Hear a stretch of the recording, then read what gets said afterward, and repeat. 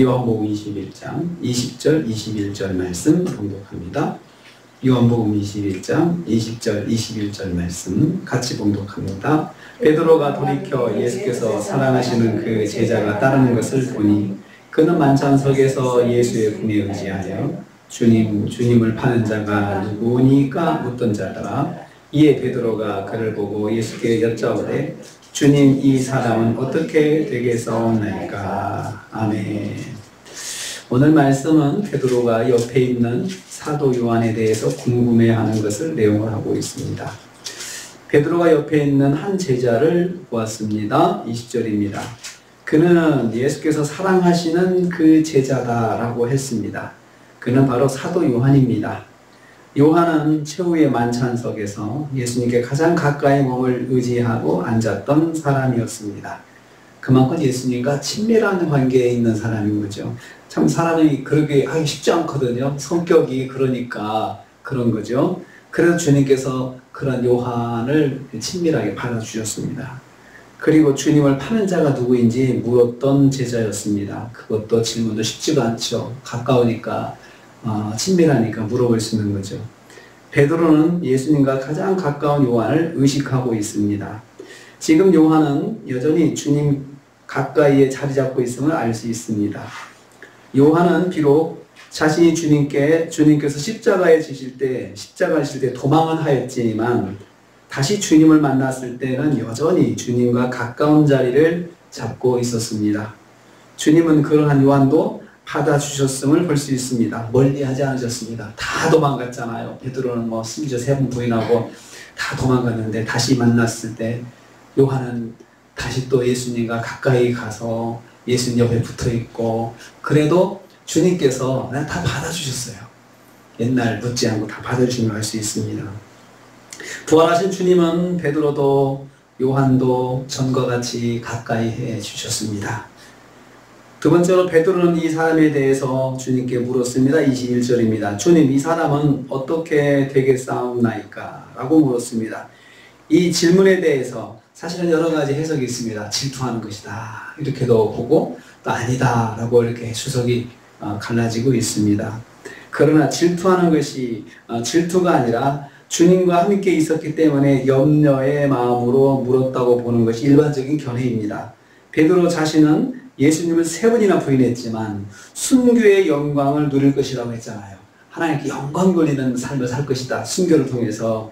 그렇다면 예수님과 아주 친밀한 관계에 있는 요한은 어떻게 될지 매우 궁금했습니다. 베드로는 함께하는 동역자로서 요한에 대한 염려의 마음이 있게 가지게 된 것입니다. 그러니까 자기는 예수님을 그렇게 부인했어도 배신했어도 주님께서 순교 영광을 주셨는데 저렇게 가까운 요한은 또 어떤 삶을 주실까?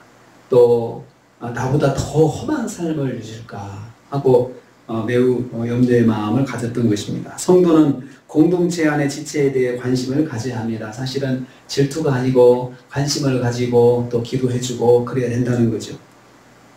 우리는 이 말씀을 통해서 주님은 인생의 주권자이시다라는 것을 여기서 우리한테 말씀하고 있는 걸 깨닫습니다. 주님께서 주님의 주권에 대해서 깨닫게 됩니다. 베드로는 자신뿐만 아니라 요한의 장래에 대해서도 주님께서 계획을 가지고 있음을 인정하고 있음을 발견할 수 있습니다. 베드로가 장래에 대한 주님의 말씀을 베드로가 그대로 받아들였거든요. 베드로가 인정하고 있습니다. 이렇게 네가 순교로 해서 아버지께 영광을 돌릴 것이다 라고 했을 때 거기에 대해서 베드로가 그렇게 되겠구나 라고 받아들이고 있는 걸 알 수 있어요. 그래서 베드로는 요한의 장래도 주님께 물어봤던 것입니다. 베드로는 주님을 인생의 생사화복을 주장하시는 주권자 하나님으로 믿고 있습니다. 자신에 대한 주님의 계획을 받아들이고 다른 사람에 대해서도 주님의 주님께서 계획을 가지고 있음을 믿고 물어본 것입니다. 주님은 우리의 장래를 이끌어 주시는 분이십니다. 우리의 삶을 주관하시는 주권자 하나님이십니다. 주님은 주권적으로 우리의 장래를 주관하시는 분이십니다. 그래서 우리가 기도하는 거죠. 주님, 저를 인도해 주옵소서.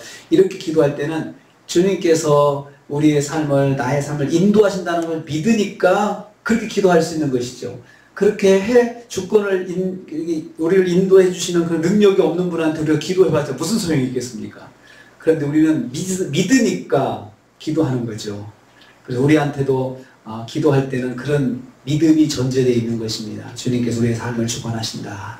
주님은 하나님이시다. 하나님은 인생에 생사하고 주장하시는 분이시다. 이것을 우리가 믿으니까 하나님 앞에 엎드려 기도하는 것이죠.